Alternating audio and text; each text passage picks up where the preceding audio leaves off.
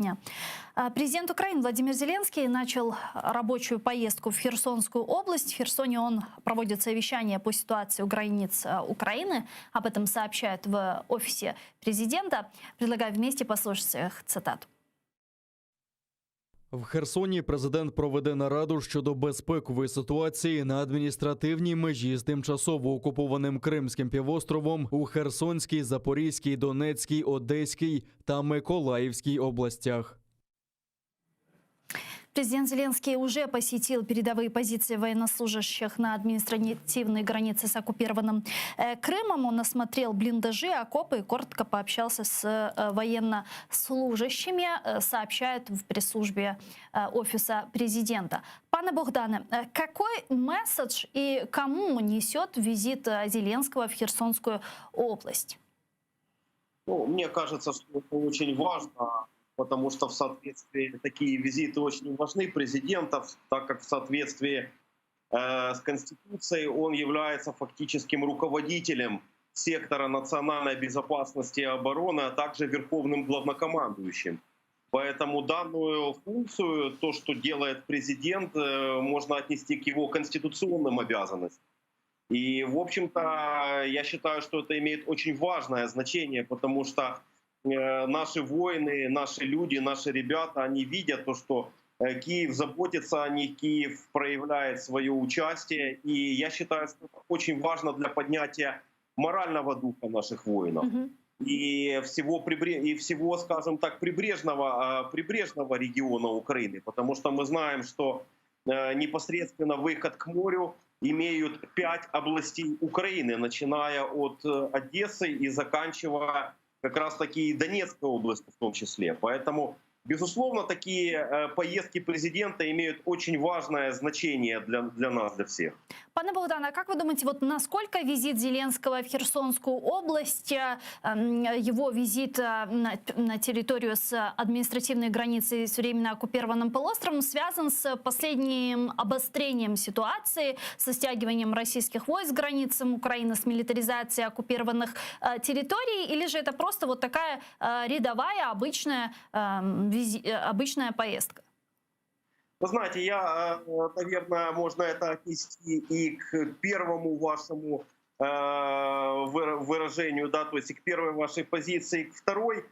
Я бы хотел отметить, да, что угроза вторжения российского на территорию Украины, материковой части, она актуальна с 2014 года.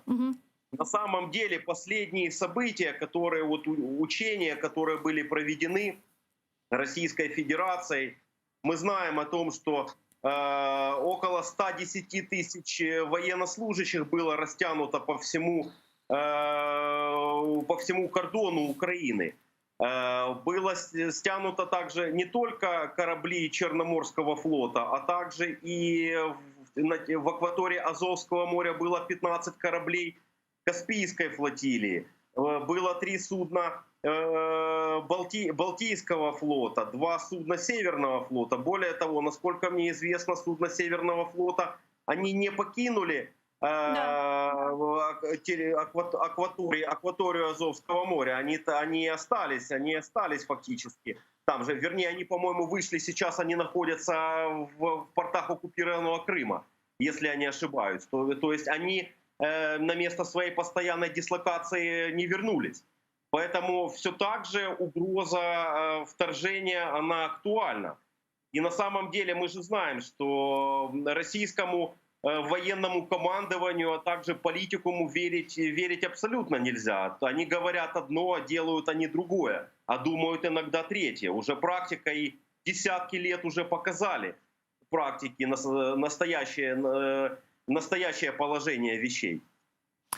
В неофициальных телеграм-каналах пишут, что Зеленский будет обсуждать с военными вариант наступления с Азовского моря, с Крыма и Донбасса сразу, если Россия вдруг начнет поход за водой. Как вы думаете, может ли действительно критическая ситуация с водой на территории временно оккупированного полуострова пойти Кремль на вот такой радикальный шаг решения проблемы?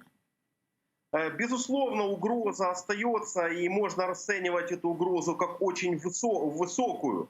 Об этом пишут не только эксперты украинские, о том, что возможное вторжение на континентальную часть Украины с целью захвата объекта критической инфраструктуры вот этой, да, то есть водохозяйственной. То есть, попросту говоря, очень возможно, что россияне попросту захватят кран, с помощью которого они включат воду в Крым, если так простым языком говорить.